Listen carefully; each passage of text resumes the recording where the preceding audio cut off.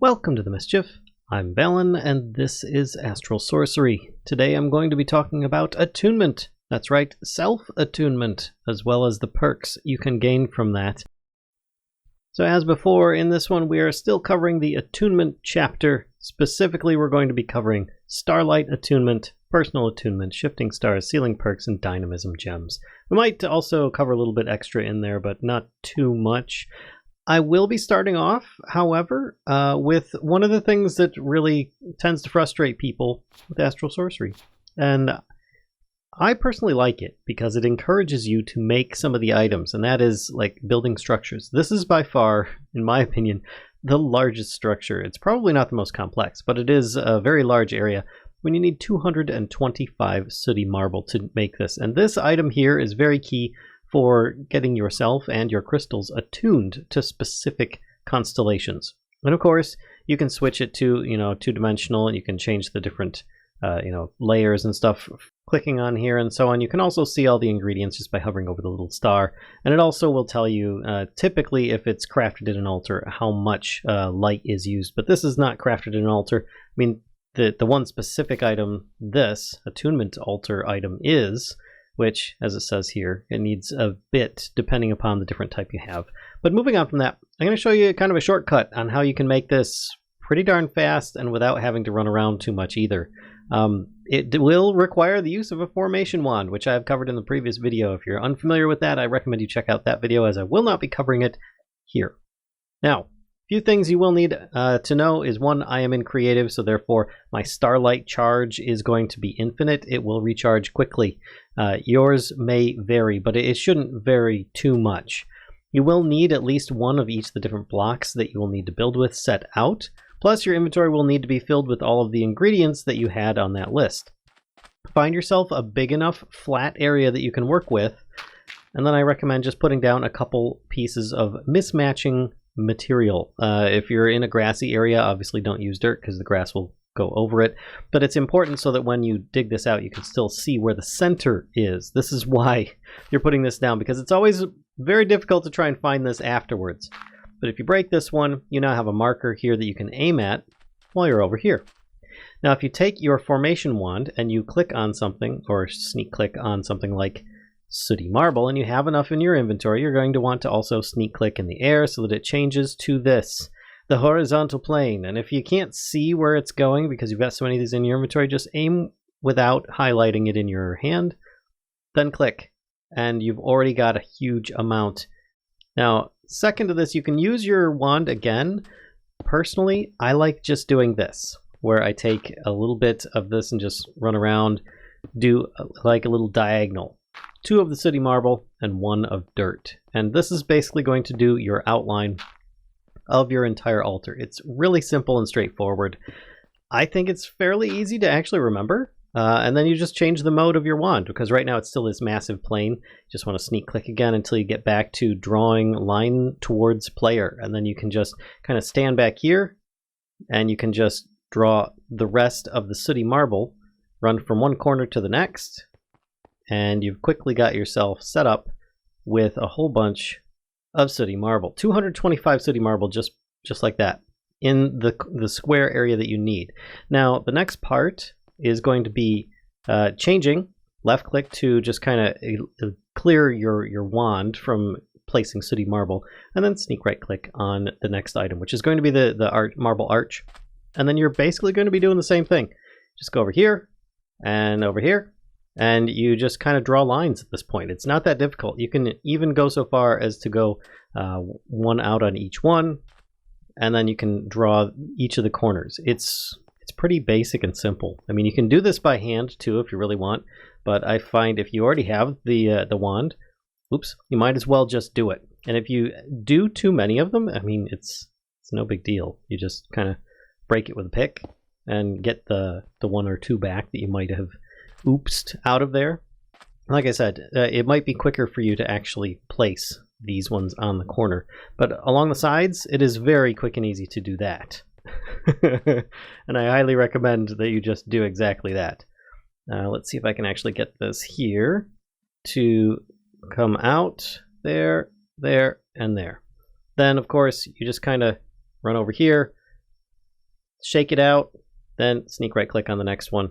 And here's where you actually just kind of stand over here. Now, I've got like a little bit of just some extra blocks. You can do this on a ladder. You can do this on vines. You just start pillaring yourself up if you want. But just go down until you get to the spot where you only place one. Then you aim for these little dirt blocks and you place down these. And this is where you save yourself a lot of foot power. You don't have to actually get too far. And I just realized that I accidentally broke one of the black ones over there, the sooty marble. Not a problem. I can actually do this. There we go. That's fixed. And then I can continue on with the pillar, which there is 3 of. So then you just keep going until the highlight is 3 above where it is. There we go. And then you just build these real quick. And you don't have to jump up on top of each of them. Instead, you just kind of go up your own pillar. Then you shake it out and you do your last one, which is just this one little tiny block here, which I think, am I too high? No, I'm not too high. There we go. And here and here. There we go. And you know that it's working when you see all the sparkles. Everything is good to go at that point. Now, I did put some lights out early on, and this is now your attunement altar. That's great, right? Now I can get myself attuned just by walking on here. Nope, it's not quite that simple. You just built this massive structure, and what does it do? Nothing. You still need to do a little bit more. You need to go into your book. That's right, your astral tome. You need to sneak right click with it and take out whatever constellation you would like to get attuned to. In this case, I'm going to go for, let's go with Visio. You can choose whichever one you want, but just know that the constellation has to be in the sky. So if you're currently trying to see if, there is a constellation up there, just hold the paper, and if it glows like this with the little blue spots on here, then your constellation's in the sky. Or at least this will help you outline it. Otherwise, you can look in your telescope and it will tell you then, or you can look in your book just by going to the constellation that you want, and it'll tell you according to the moon phase if it's going to be in there at that time. So, if you hold on to your constellation paper, you'll also need a bunch of astral relays. Not 64 like I have here, obviously I'm in creative, but just by having this constellation paper in your offhand makes it a lot easier. You can then find the spot that you need to place the relays, and you put these down, and upon placing them in every spot, which I actually appreciate that these are much brighter than they used to be in previous versions, you'll know it's working when this happens. And you get really cool effects and beautiful new sounds. Oh, it's really nice. And then all you do is you just walk into it, and that's it. So let's do that, and it'll change your perspective. And you can start seeing that you are being attuned to the stars. What this allows you to do is start developing your person in special ways that you desire. In this case, I chose Visio, which implies travel.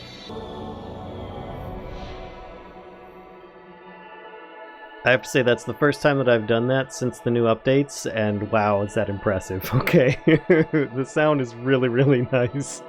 Anyway, now that you've done that, you have a new chapter of your book. I'm actually going to step away from that because it's making a lot of sounds. We're going to just look at it from up here while we appreciate this. And you can see on the top there, I already have part of my first level. By going in here, you can check out the perks menu. You now have a new tab up here. And it is very large. It's very Path of Exile. It's similar to this, but it is a lot less restrictive. You're not going to end up like just failing like you would in Path of Exile if you didn't like go a specific path. But there's so many ways you can go with this. The basics on this are, you start from one of 5 locations that you have attuned to. I chose Visio, which, if you are unfamiliar with what each one will probably start you off with, one, you can guess. But the other one is going to kind of give you an idea. Bathing in the rays of this constellation gives the appearance that everything is moving slower, when it simply makes you faster in whatever you do. So this implies probably speed, ritual effect, refraction table stuff, can give you some clues as to what each one is. If you don't care about that and you just want to know, well, I'm here to tell you. And Visio, basically, you gain experience by traveling the world. So just by moving, whether it be by flying, by walking, by running.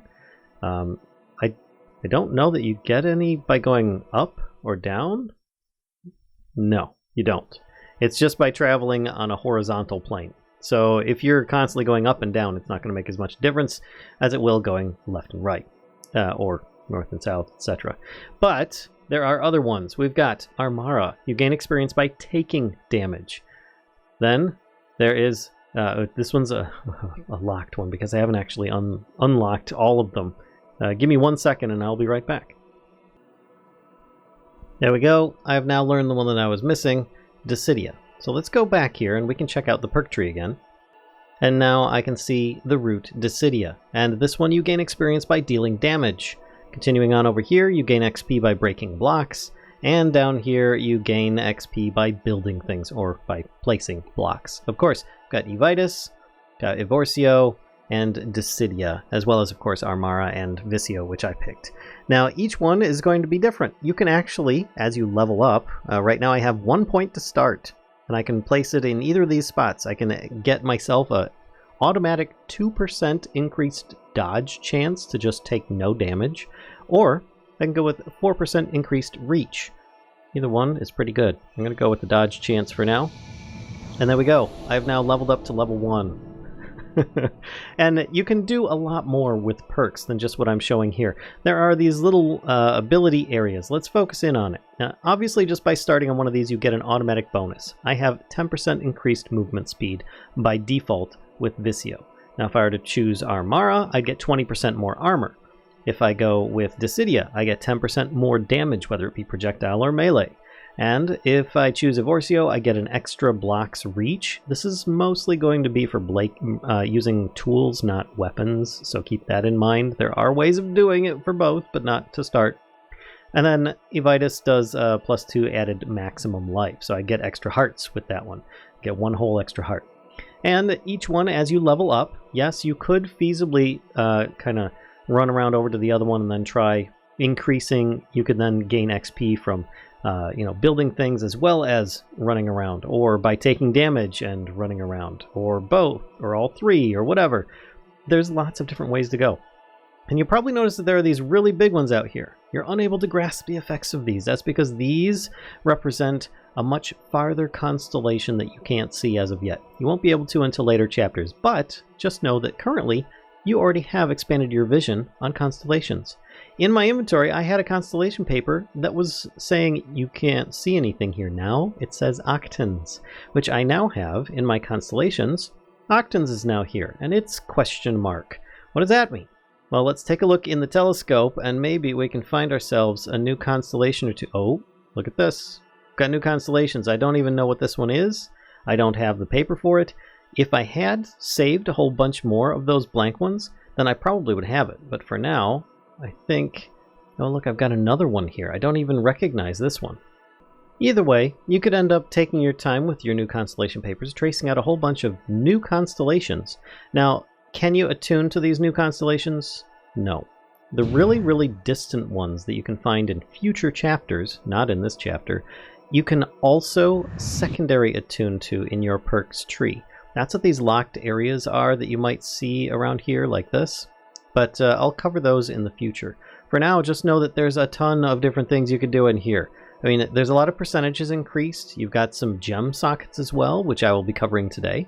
And you've got lots of other things just dependent upon the area that you're in. If you are near Visio, just know that most of these are going to be something to do with like a reach or a movement or something along those lines that will let you do probably something like that, a fast or speed, something to do with that. If you're over by Evitus, then it's probably going to be something around life. If you're over by Evorcio, it's probably going to be more around mining and reaching things. Then you've got Dissidia, which does a lot more damage in the area. Then you've got Armara, which is mostly armor or at least defensive based. And you can really get into some interesting stuff down here in the center where they've got lots of different stuff, like a cooldown recovery.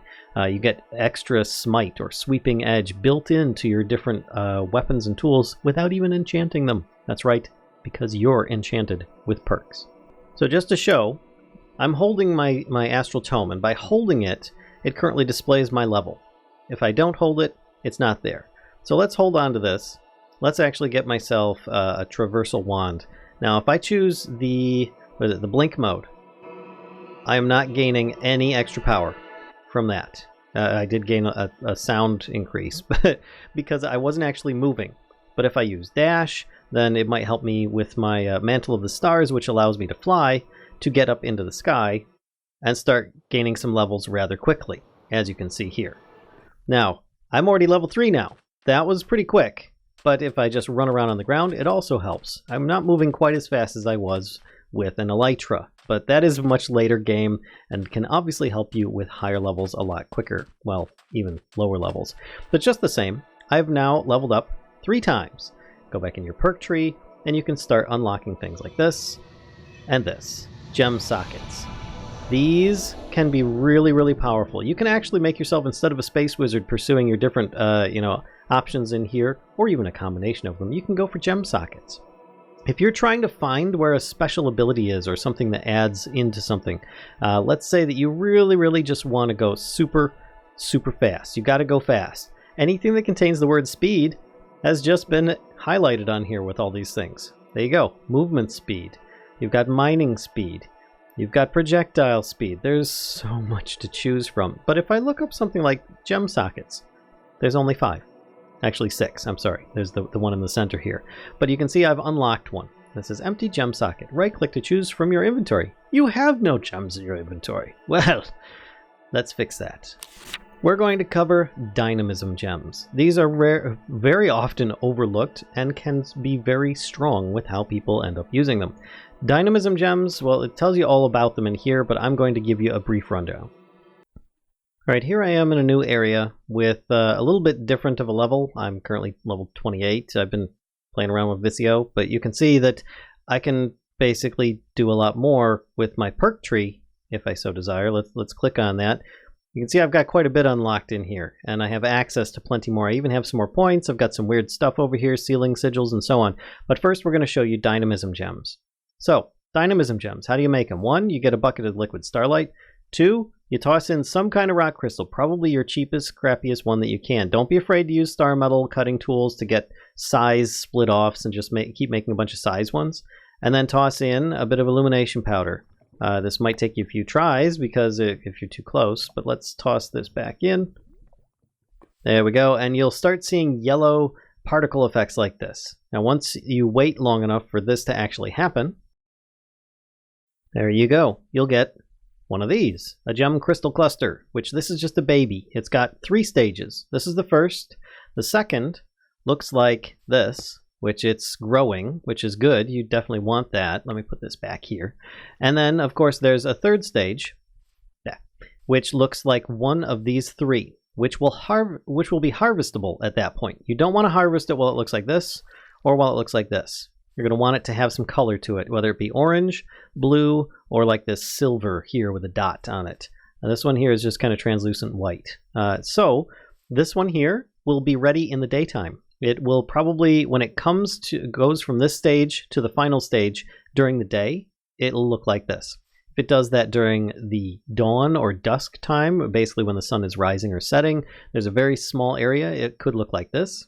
And if you go to the nighttime, it will look like this one. And they each have different properties. There we go. That's gone. Now, the properties can vary quite a bit. If you look at these, we've got the sun, the ones from the daytime. You can get 3 to 4 different abilities on each gem. They range basically from 5 to 6% in most cases. This is just me making a whole bunch of them. If you go with those that are at nighttime, the Fangarum gems, these will do 2, maybe 3 stats. I mean, it's a very, there we go, there's one there. And they usually vary from 6 to 8%. If there's, in most cases, oh, there we go, 5 to 8%. And in most cases, they'll actually hover around 7 or 8% for most of the stats, which means you can get a better stat, just less of them. If you want to kind of split the difference, then you've got your Dusk gems, which often kind of mix both. It'll take the stats of like the sunshine ones, which you can see here 6%. That's okay. I mean, I was getting 6% over here. So, but you can get some really good ones. You can get as high as 8% on these, and as high as 3. So you can actually get some pretty decent ones, like this one here, 5, 7, 6%. Might not sound like too much, but honestly, if this is the kind of stuff that you're looking for, then hey, it's great, you know? So probably if you just want a variety of 5% or more increases, then go with the sunshine. If you don't, go for the nighttime. And how can you control this? Well, you can't really. Not as easily as possible. You could probably try and plant these, but they vary in how fast they will actually grow. You won't be able to focus them with starlight, won't make any difference. But you can just wait. So if I grab some of these, let's actually do this. I'm going to throw these ones over here for now. We'll plant one of each of these on the ground, throw that one out, and then we'll grab this one and plant it down. What's going to happen is these will, over time, revert back to this and then try rematuring to a different one, depending upon the nighttime that it is. They may end up switching, even if it's nighttime. It's a possibility they could change over time. And how can you use these? Well, if you remember the perks that I was talking about, you just need to have them in your inventory. If you remember, I've got 1, 2, 3, 4, 5 of these in my inventory right now. I have leveled up 28 times with my Visio route here, and you can see that I have currently gone quite a distance along here. And I've gone all the way over. I even split over to another one. I've got a gem socket here, a gem socket here, gem socket here, and a gem socket here. These are a lot of gem sockets. And then basically you right click on it, like it says, right click to choose a gem from your inventory. Then it shows you this list of all the gems that you have, a visual list, and then you can hover over them and it will tell you what each one is. Therefore you can just socket that in place. This one here, let's see, we've got something that does Starlight Recharge, melee damage, reach, movement speed. You should see my screen start zooming out a little bit once I click on this. There we go. And then I can keep going and just adding each one of these. Now I've got 5 slots currently open on this. This is actually quite a bit. But I was going more for a build of just gem slots than I was wanting to go for any of the other stuff, so that I could just get massive percent increases on things. It's pretty darn good. I now move really fast. It doesn't show you anything on here. I currently have an effect going on from something else. That's what the absorption and resistance is, so just ignore those. But, oh look. These have already changed. They reverted back to this, and it's nighttime. This one rematured into a nighttime one. All you need to do then is just harvest it with a pick, and you get yourself one of these ones here that has 2 or 3 stats on it that are pretty high percentages. Now going back into the perk tree, you probably saw I had some other stuff up here. Sealing Sigils. These can be very, very important. Let's say that through your time traveling through here, you find some things that you really like this illusory hammer, +1 added mining size. What that means is if I mine things with my crystal pickaxe, it will then mine things in a 3x3 instead of a 1 block area. Well, I don't want to do that. I want to mine in a 1 block area. I don't like that anymore. It's really been annoying because I'm trying to pick blocks up. Well, you're going to have to be able to seal that with sigils. And basically what you'd do is you'd choose an area that you've selected and you'd drag one of your sealing sigils to it. A sealing sigil is actually relatively cheap, just some nocturnal powder, stardust, and glass lens. You get 4 of them at a time. Now, once you use them, they're used up. So it's something that you have to renew. It is not renewable. But if I don't want this, I'll just choose this one, 2% added dodge chance. I don't want that anymore. You just drag this, because you just have to have them in your inventory and they'll show up here, to this spot, and it seals it. You no longer get this effect. If I don't want this one here, I can seal that. I can even seal the main route, my increased movement speed. It goes away. If I want to have these come back again, you just double click. And you get the effects back. It does take a moment for it to actually accomplish. Really pretty effects and great sounds. But there you go. You can then get them back. And you can see that this is currently used them up. You don't get them back, but hey, you know what? At least you can shut things off that you don't want. What if I make a mistake on here? I don't even want Visio. I wanted to start with Armara. That's going to be a problem. Well, assuming that you haven't spent too much time leveling things up, there are ways of doing it. Here we are back in my original attunement world that I had set up. Now, if you recall, I'm, level 3? Let's actually get myself, there we go, up to level 4. No problem. I have done so, and I've spent some points, and let's level myself up again. There we go. So I currently have this, but I wanted to get to Armara instead. Or rather, I wanted to start here, because I am constantly getting attacked by mobs. I don't care about running around, and I don't like the accesses that are close to this, you know, that I could potentially have. I like the ones better over here. Well, there are multiple ways of fixing this. One is through the use of a shifting star. Now, keep in mind, shifting stars, these are nameless things. Shifting stars. This is how you tell them apart from other stars. Shifting star. It will reset all your progress. You lose all XP, and you can then restart. So by making one, or in my case, grabbing one from the creative inventory, and then just, actually here, let me remove the book here. If you just hold it long enough, you'll eventually get this broken effect, and your light fades. You are no longer attuned to anything. If I look in the Astral Tome, I don't even have the perks tab. I'm not attuned to anything. You have to go back through attunement again through Armara at this time if you want, or you could go back through the same one. You know, I could just back up into this and I can redo Visio, and you lose all XP. All XP. Oof. But not to worry, there are ways of fixing this in future chapters. You can actually choose these things here, irradiant stars, and they will take whatever XP you currently have and apply it to a new attunement, depending upon which one you have chosen and made. But that one, like I said, is in a future chapter.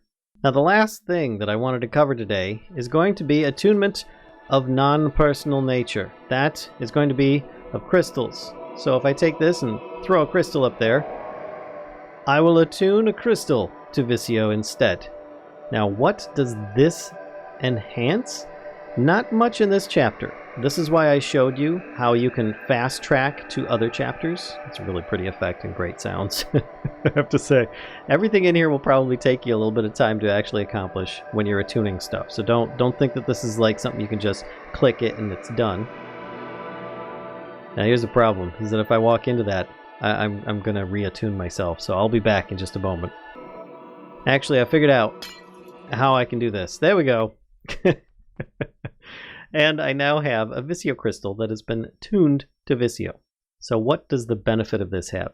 When you're using this in any kind of altar, or specifically a ritual, or even like creating a crystal, it can then gain extra starlight charge from when Visio is in the sky. But currently, there isn't a big bonus to it. You can see here all that's changed about this size 1 this crystal is it's now tuned to Visio, which isn't really going to do you much unless you start getting into something like rituals, or even better yet, collector crystals in the next chapter, which allow you to do a whole lot more. As you can see up there, I've got a collector crystal that's focusing on an altar, giving me extra stuff. No longer do you need to rely upon the underground altars, or, you know, the ones out in the world. You can make your own. But that is in the next chapter, not in this one. That should do it for today. I hope you enjoyed watching this video. If so, be sure to give a like, comment, subscribe, and as always, be sure to spread the mischief to others. Don't be afraid to stop by on Twitch and come visit us, because we stream there regularly. And I look forward to doing more, because we're probably about halfway, 2/3 of the way through this mod. See you guys next time.